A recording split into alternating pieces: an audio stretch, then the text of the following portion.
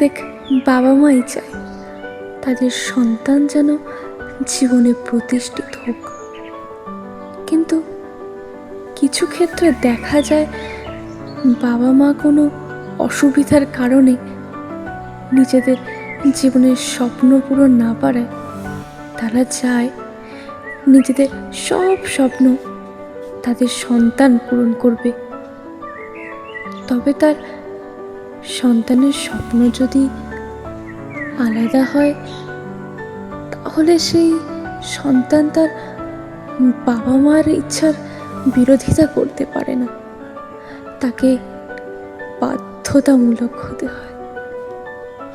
এমনই এক গল্প নিয়ে হাজির আমি। তাহলে শুরু করা যাক।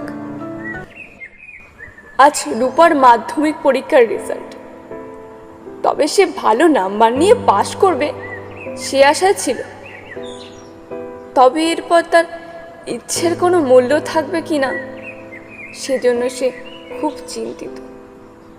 বাহ, চমৎকার রূপা, তুমি মাধ্যমিক পরীক্ষায় স্টার পেয়ে উত্তীর্ণ হয়েছ।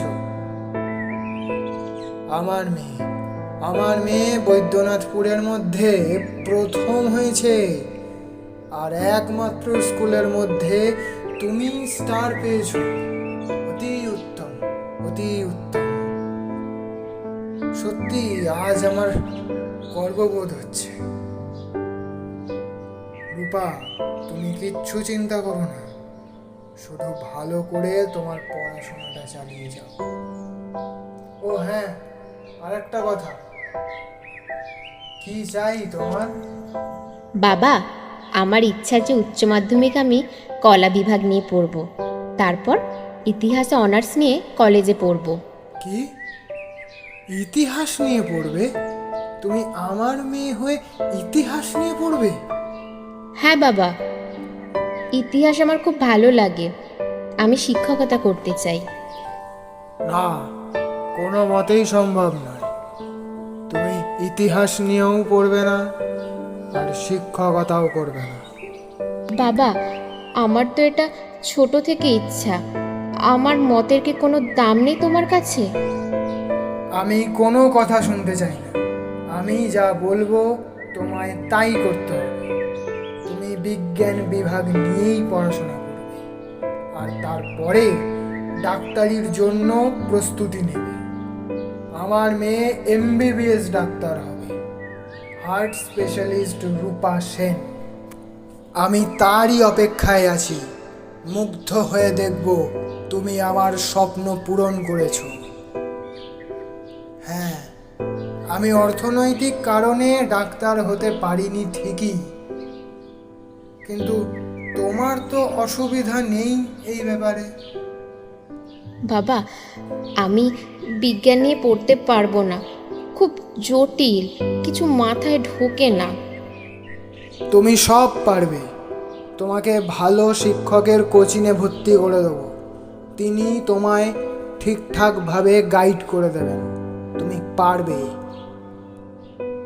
রূপার বাবার বিরুদ্ধে কোনো কথা বলতে পারল না। কিছুদিন পর বিজ্ঞান বিভাগ নিয়ে রূপা ভর্তি হলো স্কুলে। বেশ কয়েক সপ্তাহ যেতে ফার্স্ট টার্ম পরীক্ষা শুরু হলো। রূপা কিছু বুঝতে পারছে না, তার পড়ার প্রতি কোনো আগ্রহ নেই, অত্যন্ত চাপ এসে পড়েছে তার উপর। তারপর যখন ফার্স্ট টার্মের খাতা বেরালো, তখন রূপা সবের দিয়ে শূন্য, কোনো বিষয় একটিও নাম্বার পায়নি। রূপার বাবা রেগে আগুন। বলি, সারাটা দিন ফোন নিয়ে বসে থাকলে পরীক্ষার সময় তো এই হালটাই হবে, তাই না? ছি, আমার মান সম্মান সব ডুবিয়ে দিলে। স্কুলের স্যার ডেকে বলেছেন আমায় তোমার রেজাল্টের কথা। সবচেয়ে খারাপ রেজাল্টটা নাকি তোমার। কেন হলো এমন? উত্তর দাও, চুপ করে দাঁড়িয়ে থেকো না, উত্তর দাও আমায়। রূপা কাঁদো কাঁদো মুখে বলল, বাবা, আমি কিছু বুঝতে পারছি না।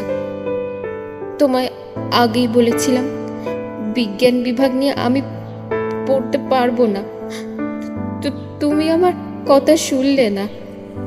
বারে মেয়ে, এখন থেকে কি তোমার মতে চলতে হবে? তোমার কথা শুনতে হবে? বুঝতেই পারছি, তোমার কথা শুনিনি বলে তুমি ইচ্ছাকৃতভাবে পরীক্ষায় খারাপ রেজাল্ট করেছো, তাই তো? না বাবা, তুমি ভুল বুঝছো। আমি সত্যিই বুঝতে পারি না? চুপ কর নির্লজ্জ মেয়ে, তোর দ্বারা কিচ্ছু হবে না, সারা জীবন বাবার টাকা ধ্বংস করবি।